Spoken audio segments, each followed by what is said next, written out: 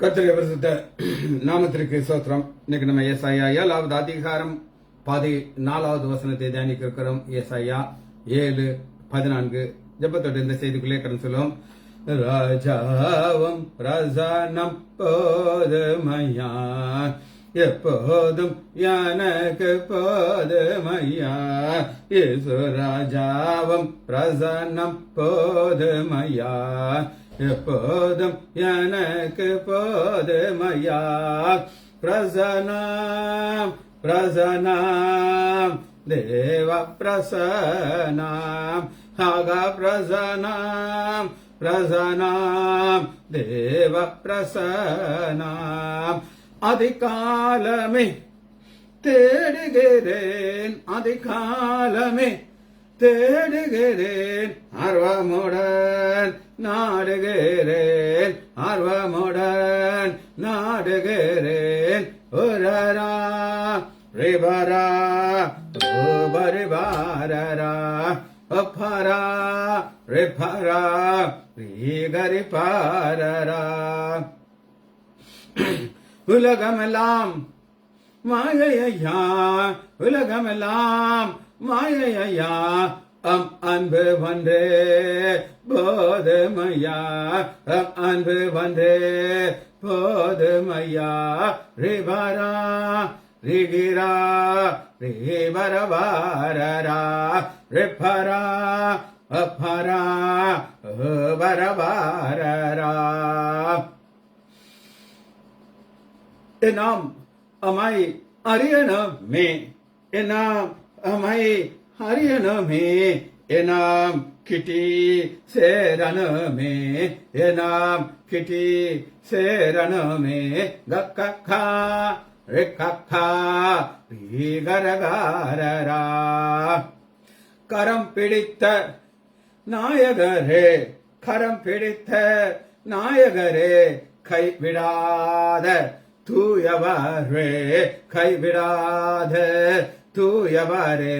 உரிரா அபரா உபரபாரரா உக்கரா ரிகரா ரீகரகாரரா.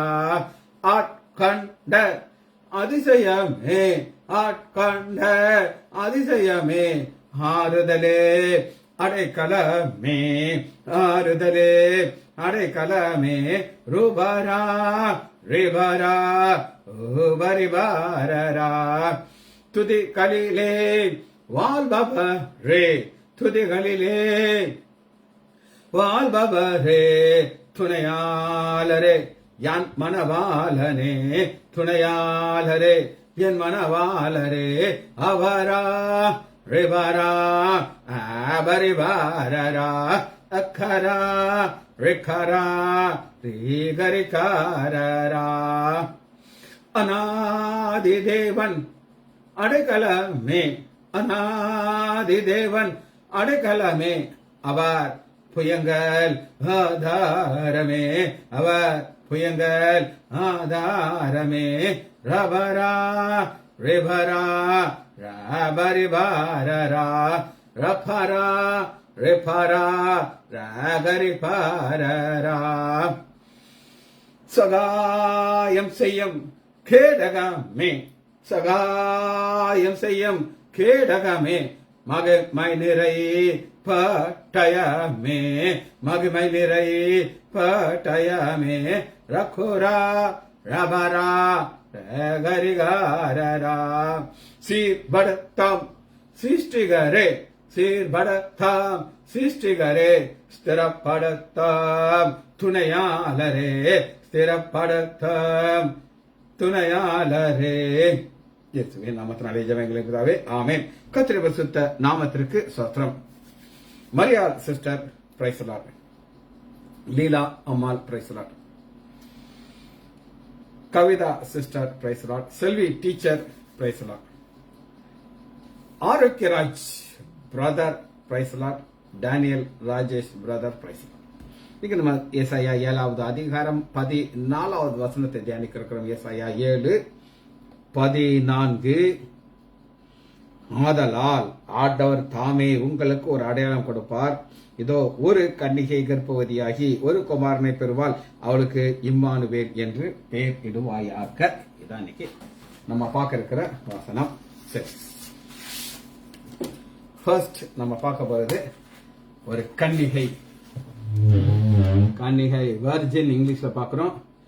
அல்மா அல்மா மேல ஒரு கோடு நீட்டு அல்மா. எத்தனையோ வசனங்களை நம்ம அர்த்தம் பார்த்துருக்கோம். இங்க முதல் முறையாக கன்னிகை வெர்ஜின் அல்மா அப்படின்னு நம்ம பார்க்கிறோம். இந்த கன்னிகை இங்க மாத்திரம் தான் இருக்கா? இல்ல, இன்னும் வேறு இருக்கு. அது ஒரு வித்தியாசமான ஒரு அர்த்தத்தை உடையது. அதை நம்ம பார்க்க இருக்கிறோம். எடுத்துக்கொள்வோமா? உன்னத பாட்டு 6வது அதிகாரம் 8வது வசனம். உன்னத பாட்டு 6:8. ராஜஸ்திரிகள் 60 பேர், மறுமனையாட்டிகள் 80 பேர், கன்னியருக்கோ தொகை இல்லை. இந்த கன்னிகைங்கிறது திருமணம் ஆகாத பெண்கள் அல்ல. உன்னத பாட்டில் உங்களுக்கு விளக்கம் நான் சொல்லியிருக்கிறேன். ஆனா அதுக்கு அடுத்த ஒரு அர்த்தம் இருக்குது, அதான் முக்கியம். என் புறாவோ என் உத்தமியோ ஒருத்தியே. இந்த ராஜஸ்திரி 60 பேர் அப்படின்னா யார் அப்படின்னு கேட்டீங்கன்னா, ஒரு சர்ச் இருக்கு, அங்க ஒரு எலெக்ஷன் வைப்பாங்க.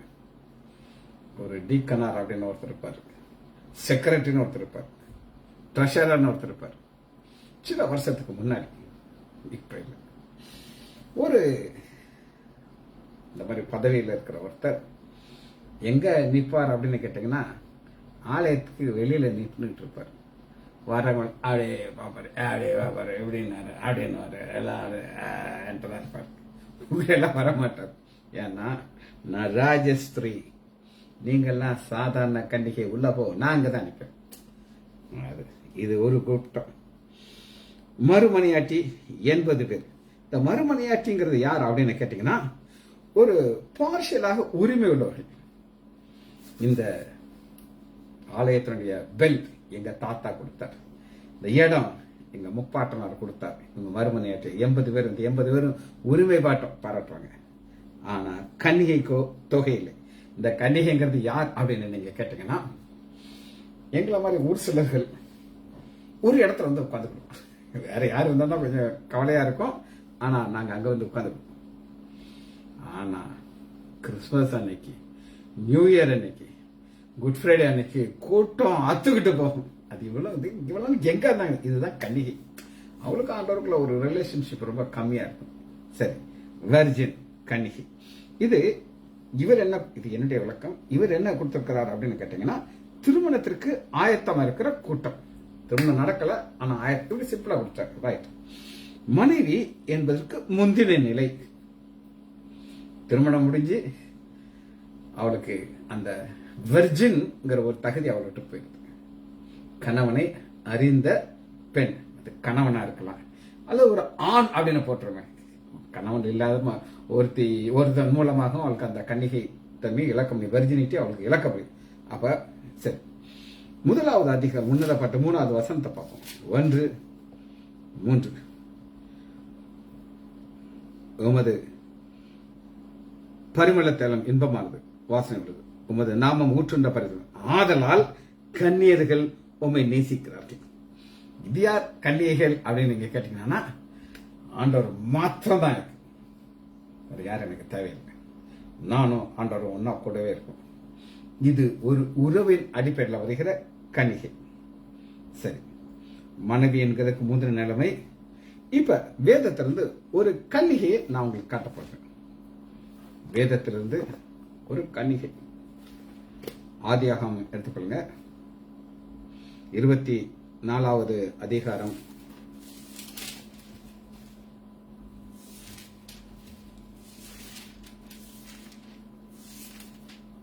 24:43.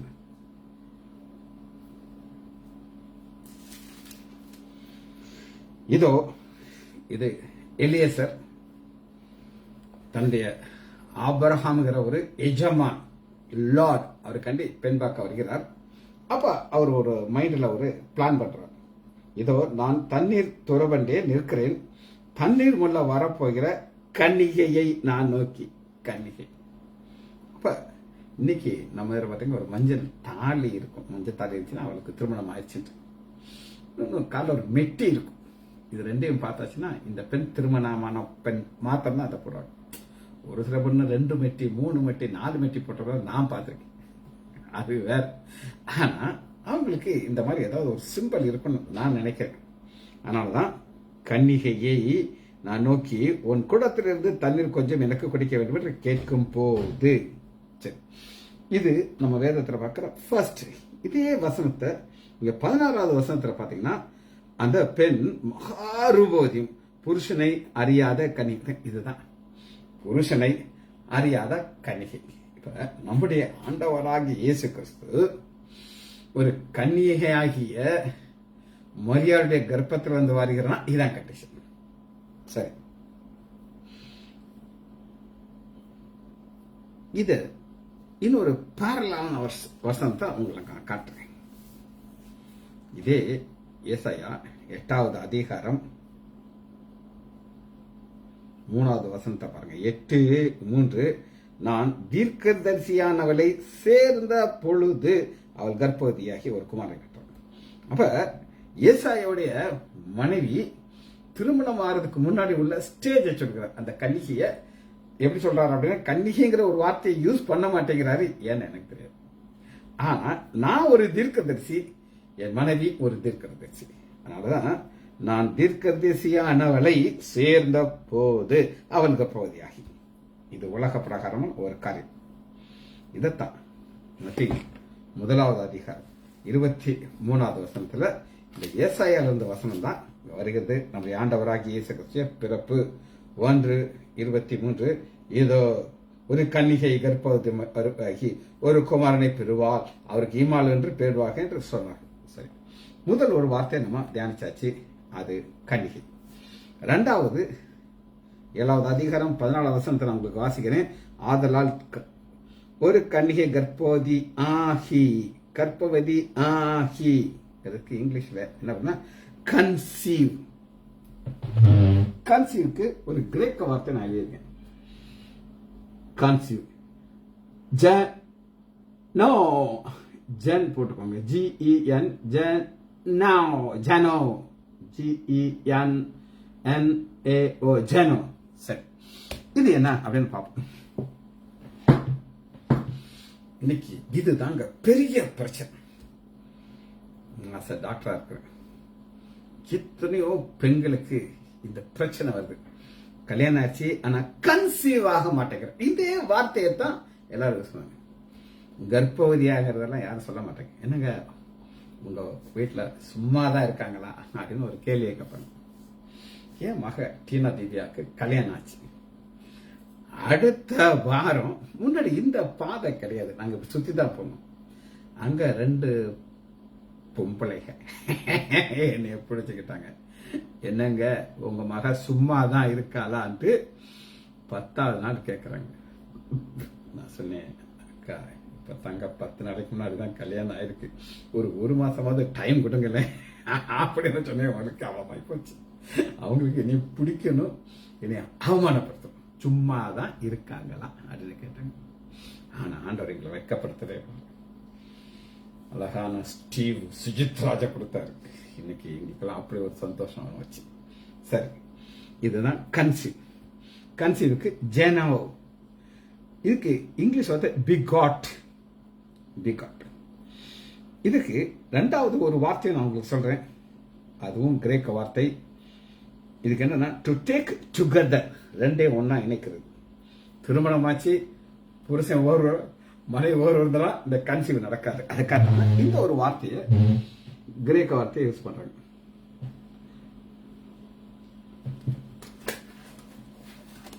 எழுதல, நான் எழுதி காமிச்சேன் உங்களுக்கு.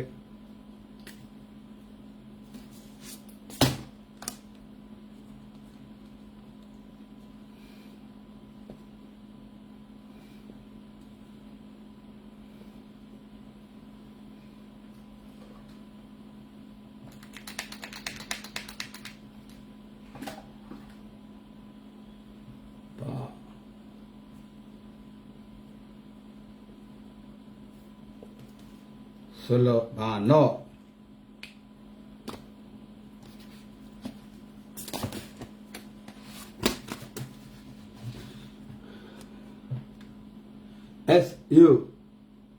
SULLAM சுலாம் பானோ. சுலபானோ. SULLAM எம்மா கொஞ்சம் சின்னதாக போட்டுட்டேன் ஸ்பீடாக இருக்கும்போது. PANO பானோ. சுலபானோ. ரைட். இந்த சுலபானோங்கிறது என்ன? இப்ப நம்ம என்ன பண்ணோம்? கன்சீவ். ஒரு கன்னிகை கர்ப்பவதியாகிறது சுலம். இதுக்கு ஜினோங்கிறதுக்கு அர்த்தம் சுலம். இதென்னா டு டேக் டுகெதர். லூக்கா 1வது அதிகாரம் 24வது வசனத்துல இந்த சுலோமோங்கிற வார்த்தை தான் அர்த்தத்தில் யூஸ் பண்ணிருக்காங்க. லூக்கா 1வது அதிகாரம் 24வது வசனம். நாட்களுக்கு பின்பு அவள் மனைவியாகிய எலிசபெத் கர்ப்பவதியாகி. இந்த கர்ப்பவதியாகிங்கிறதுக்கு சுலோனோமோ அப்படின்னு போட்டிருக்கு. சரி, இது ஒரு வார்த்தை.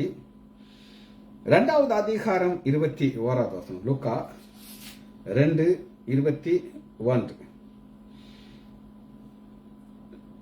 பிள்ளை பிள்ளைக்கு விருத்தசேதனம் பண்ண வேண்டிய 8ஆம் நாளிலே அது கர்ப்பத்திலே உற்பத்தியாவதற்கு முன்பே. கர்ப்பத்திலே உற்பத்தியாவதற்கு என்ன கொடுத்திருக்கா அப்படின்னு கேட்டீங்கன்னா சுலோனோமோ. சரி, இது உங்களுக்கு ரெகுலர் பிரெக்னன்சி. வழக்கமா எல்லாரும் நானும் நீங்களும் ஒரு கர்ப்பத்திலிருந்து வெளியே வந்தோம். அன்னைக்கு இந்த வார்த்தை தான் சொல்லப்பட்டிருக்கு. ஆனா இது ஒரு ஊமையாக, ரொம்ப அருமையாக ஊமை. அது என்ன என்று நான் உங்களுக்கு காட்டுறேன். வாசிப்போமா? யாக்கோபு எடுத்துக்கொள்ளுங்க. 1வது அதிகாரம் 5வது வசனம். இந்த கர்ப்பத்தை, இந்த சுலமோனோங்கிறத எப்படி அழகாக சொல்லுகிறார் அப்படின்னு கேட்டீங்கன்னா, யாக்கோபு 1வது அதிகாரம் 15வது வசனம். பின்பு இச்சையானது கர்ப்பம் தரித்து பாவத்தை பிறப்பிக்கும். இது ரெகுலர் டெலிவரி கிடையாதுங்க, ஒரு ஓமையா சொல்றோம். சரி, இன்னொரு வார்த்தையை பார்த்துட்டு நம்ம அதை முடிக்க இருக்கிறோம். அது என்னன்னா ஒரு குமாரன், சன். ஹுயோஸ். 3வது சன். ஹுயோஸ். HUIOS. ஹியோஸ். எழுதிக்கோங்க. HUIOS. ஹுயோஸ். ஹுயோஸ்ங்கிறதுக்கு என்ன?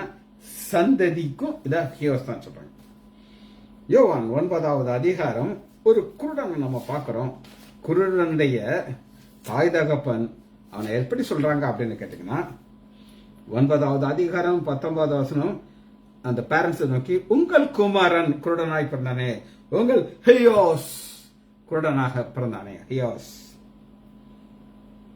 20வது வசனம் பாருங்க. தாய் தகப்பன் மற்றும் எங்கள் குமாரன், எங்கள் ஹியோஸ். இது கலாத்தியர் 4வது அதிகாரம் 30வது வசனம். கலாத்தியர் 4:30. அடிமையானவளின் மகன், சுயாதீனனுடைய குமாரன், மகன் குமாரன், ஹியோஸ். எபிரேயர் 12வது அதிகாரம் 7வது வசனம். 12:7. நீங்கள் சிச்சையை சகிக்கிற தேவன் உங்களை புத்திரராக எண்ணி நடத்துகிறார். தேவனுடைய புத்திரர் நாம் யார் சொல்லுங்க? தேவனுடைய ஹியோஸ். இன்னொரு வசனத்தை வாசி நம்ம அந்த செய்தியை முடிக்க போகிறோம். அப்போஸ்தலர் எடுத்துக்கொள்ளுங்க. 3வது அதிகாரம் 25வது வசனம். ஹியோஸ். இது யார் ஹியோஸ் அப்படின்னு கேட்டீங்கன்னா 3:25. நீங்கள் அந்த தீர்க்கதரிசிகளுக்கு புத்திரரா இருக்கிறீர்கள்.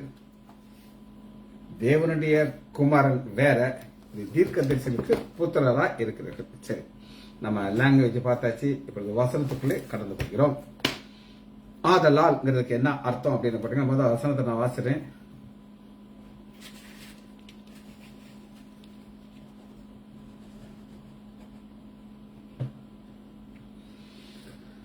வசனத்தை முதல் உங்களுக்கு காமிச்சிடுறேன்.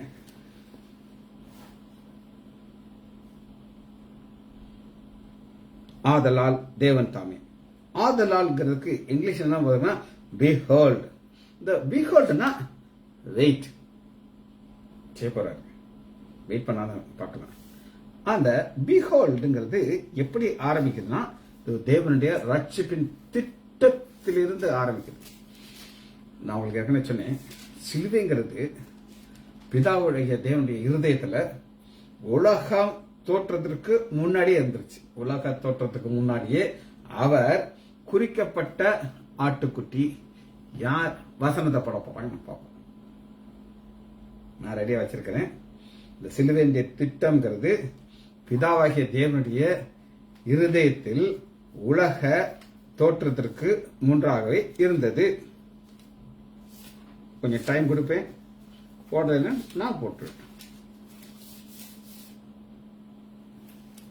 ரைட், நான் எடுத்து வச்சுட்டேன். இப்ப நான் உங்களுக்கு செய்திக்குள்ள உங்களை கொண்டு போறேன். 3வது அதிகாரம் 15வது வசனத்துல beholdங்கிறதுக்கு விளக்கத்தை பார்க்க போயிடும். உனக்கும் ஸ்திரிக்கும் உன் வித்துக்கும் அவள் வித்துக்கும் பகை உண்டாக்குவேன். அவர் உன் தலையை நசுக்குவார், நீ அவர் குதிங்காலை நசுக்குவாய். குதிங்காலை நசுக்குவாய். சரி, இந்த குதிங்காலை நசுக்குவாய்ங்கிறது தேவனுடைய திட்டத்துல இது ஆரம்பிக்குது. இந்த திட்டத்திற்கு எப்படி இது ஆரம்பிக்குது அப்படின்னு கேட்டீங்கன்னா, இந்த கன்னிகை கர்ப்பம் ஆகிறதுங்கிறது வேதத்தின்படி இல்ல, உலகத்தின்படி அது ஒரு புதுமை, சம்திங் நியூ. இதுவரை நடந்திராத ஒரு காரியம். இந்த நடந்திராத ஒரு காரியத்தை எரேமியா மிக மிக அழகாக விளக்குகிறார். அவர் எப்படி விளக்குகிறார் அப்படின்னு நான் உங்களுக்கு காட்டுறேன். எரேமியா 31வது அதிகாரம் 22வது வசனம். 31:22. சீர்கெட்டு போன குமார்த்தியே, நீ எந்த மட்டும் விலகி திரிவாய். கர்த்தர் பூமியிலே ஒரு புதுமையை சிருஷ்டிப்பார். ஸ்திரியானவள் புருஷனை சூழ்ந்து கொள்ளுவார். அப்போஸ்தலர் 2:23 டீச்சர் போட்டிருக்கிற. ஆனா நான் சொன்ன வசனம் என்ன அப்படின்னு கேட்டீங்கன்னா, எடுத்துக்கோங்க. உலகத்துக்கு முன்பாடி 1 பேதுரு 1வது அதிகாரம் 20 வசனம். இதைத்தான் நான் உனக்கு சொல்லி கொடுத்துருக்கேன். 1 பேதுரு 1வது அதிகாரம் 20 வசனத்துல அந்த ரத்தத்தை பார்க்கணும். 19 அவர் உலக தோற்றத்திற்கு முன்னே குறிக்கப்பட்டவராய் இருந்து, என்ன அந்த ரத்த சித்தனம் குறிக்கப்பட்டவராய் இருந்து நமது தேவன் மூலமாக விசுவாசிகளுக்காக வெளிப்பட்டார். உங்கள் விசுவாசம் நம்பிக்கையும் தேவன் மேல் இருக்கும்படி அவரை மரித்தோரிலிருந்து எழுப்பி அவருக்கு மகிமையை கொடுத்தார். இதை நான் உங்களுக்கு சொல்லிக் கொடுத்தேன். இது என்னன்ற நான் உங்களுக்கு விளக்குறேன். உலகம் உண்டாகிறதுக்கு முன்னாடி நீங்க கிடையாது, நான் கிடையாது, பாவமே வரல, மனிதனே உருவாகல. மனிதனே உருவாகிறதுக்கு முன்னாடியே பிளான் பண்ணிட்டார். பஞ்சியின் நெருப்பை நான் பக்கத்துல வைப்பேன், சாத்தானை ஆதாமியாவையும் பக்கத்துல வைப்பேன், பத்திக்கிட்டு எரியும். குமாரனாக இயேசு கிறிஸ்து சிலுவைங்கிற ஒரு கான்செப்டுக்குள்ள வரணும். சரி, அத புதுமை. ரைட், நீ சொன்னதை நான் ஒத்துக்கிறேன். ஆனா இதை நீ பார்த்துக்கணும். ரைட், பாப்போமா இதுல எப்படி நம்ம பார்க்கிறோம் அப்படின்னு கேட்ட 31வது அதிகாரம் 28 ஒரு புதுமையை சிருஷ்டிக்கிறார். அந்த புதுமையை சிருஷ்டிக்கும் போது 25வது வசனத்தை, நான் விடாய்த்த ஆத்மாவை சம்பூர்ணப்படுத்தி. விடாய்த்த ஆத்மா என்றால் என்ன கேட்டீங்கன்னா, பாவம் நிறைந்து ஆத்மா நிறைந்து போது விடாய்த்த ஆத்மா. உங்களுக்கு சொல்லியிருக்கேன், தாவீத அகிதோப்பேல் கொலை செய்யறதுக்கு பிளான் போடும்போது அவன் விடாய்த்து போய் அவனால நடக்க முடியாத டாமுன்னு வருவேன், கொண்டு விடுவேன். அதான் விடாய்த்த ஆத்மா. இது தேவனுடைய ஒரு புதுமையான ஒரு திட்டம்.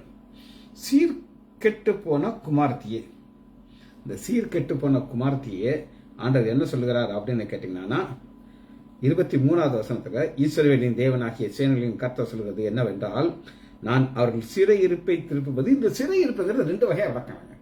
ஒன்னு உலக பிரகாரமா இவங்க அடிமையா போறாங்க. Yes, I agree. ஆனா பாவம்ங்கிற ஒரு சிறையில் இருக்கிறது தான் சிறையிருப்பு. ரைட், சிறையிருப்பை நான் திருப்பும் போது அவர்கள் நீதியின் வாசஸ்தலமே.